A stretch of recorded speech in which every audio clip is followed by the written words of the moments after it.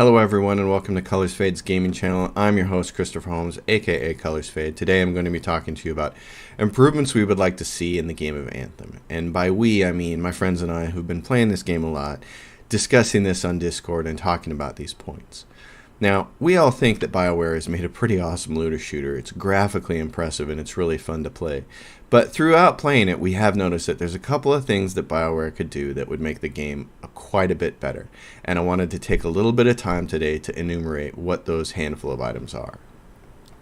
The first thing I want to talk about is a character sheet, which is a topic that's been brought up on a lot of message boards like Reddit. And I want to highlight this post made by user Matthias MDE. He came up with this great design for a character sheet that looks fantastic. A character sheet is something a lot of players have been clamoring for because in a looter shooter like this where your stats and min-maxing mean everything, people want to actually be able to see the numbers. Some players have taken to writing things down and it gets pretty tedious pretty fast. I expect that this is something that BioWare will eventually add to the game, but I just wanted to make a note of it, and I especially just wanted to highlight this guy's design and give it a little publicity because I think it's pretty darn fabulous. He did a great job with it, and I hope BioWare puts something just like this in the game. So the next thing I want to talk about in this video, and really the focus of this video, is dungeons, or more to the point, the underutilization of dungeons. Anthem has a whole bunch of dungeons in them, and you can see them here. The Vault, the Core, these are just a few of them on the map. They're scattered all over the map, and you can access them in free play, but the problem is they're completely underutilized.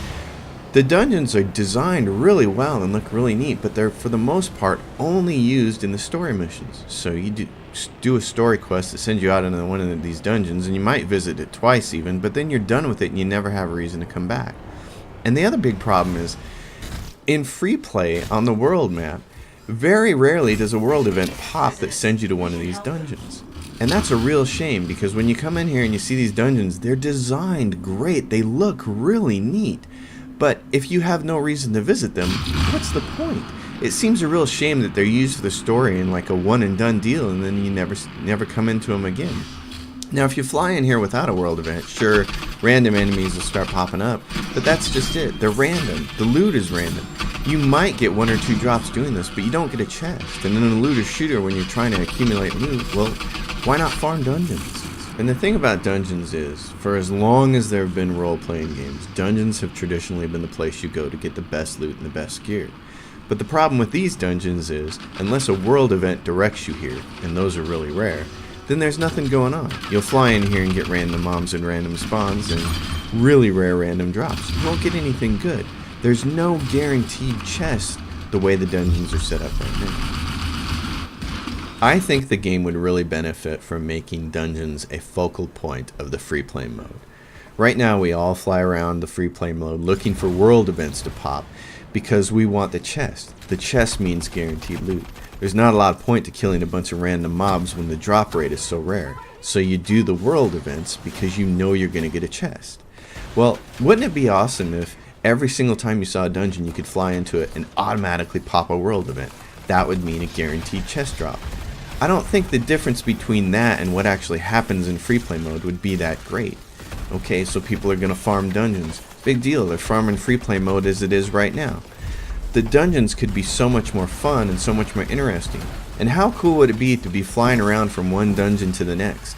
You'd be flying to a dungeon and a world event and the exterior map pops. You're going to do that world event and get that chest. Then you get to the dungeon and you fly in and a world event automatically pops. So you go all the way through the dungeon, maybe it's a little harder, maybe there's a boss mob at the end, and you get that chest. And then you fly out and you go on to the next dungeon. And you could do some really cool things with all these various different dungeons in the game. For instance, right here I'm doing a world event in a dungeon. I got really lucky and got a rare one to pop. It's just like any of the exterior world events though. I can solo it.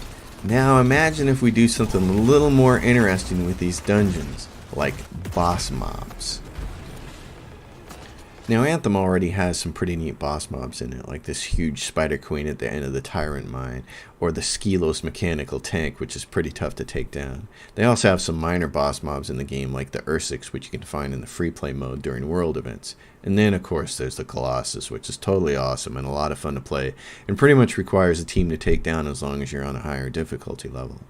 I think dungeons could really benefit from having boss mobs at the end of them. It might be one way to differentiate a dungeon's difficulty from just the random world events that happen in the overland map.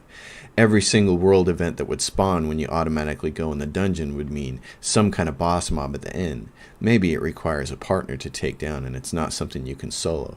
That might be pretty cool. And then there's the guaranteed chest drop at the end. Finally, I want to take a minute to talk about Strongholds.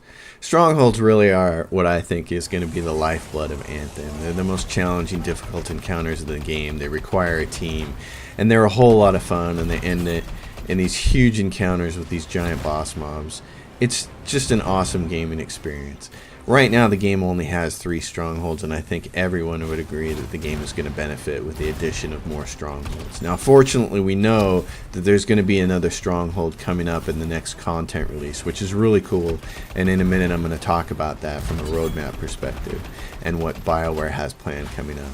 But I did just want to take a little bit of time in this video to talk about these because I do think Strongholds are one of the best parts of the game. And I think the game can only benefit from having more of them in it. They're pretty awesome, and I hope we see a lot more Strongholds from BioWare as the game pushes forward.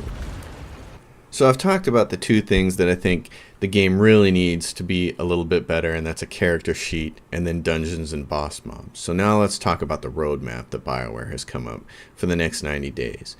The game that was released is the prologue, and you can see Act 1 is coming up. And one of the really cool things that we're going to see coming is a Cataclysm. BioWare has said that Cataclysms are supposed to be the pinnacle of challenge in Anthem. They are multi-week events that are designed to be experienced in multiple ways, and they represent a huge chunk of Anthem's endgame. Mark Dara, executive producer for Anthem, has said that it should be impossible for you to fully explore the Cataclysm in the first week. In addition to the Cataclysm that's going to appear at the end of the Act 1 content drop, we're also going to see a few new things, like new events, some quality of life updates, an expanded progression system, guilds, leaderboards, new missions, and my favorite thing, a new Stronghold. Alright, so let me wrap up my thoughts on this long-winded video. I think that the character sheet makes way too much sense for BioWare not to do it. Players are asking for it, and in a min-max game, you kind of have to have one. I do think this will eventually get done and it'd be a big improvement. In addition, I think dungeons have to be way more utilized than they already are. They need to trigger a world event every single time you go in, and that would guarantee a chest drop, which would be a big deal.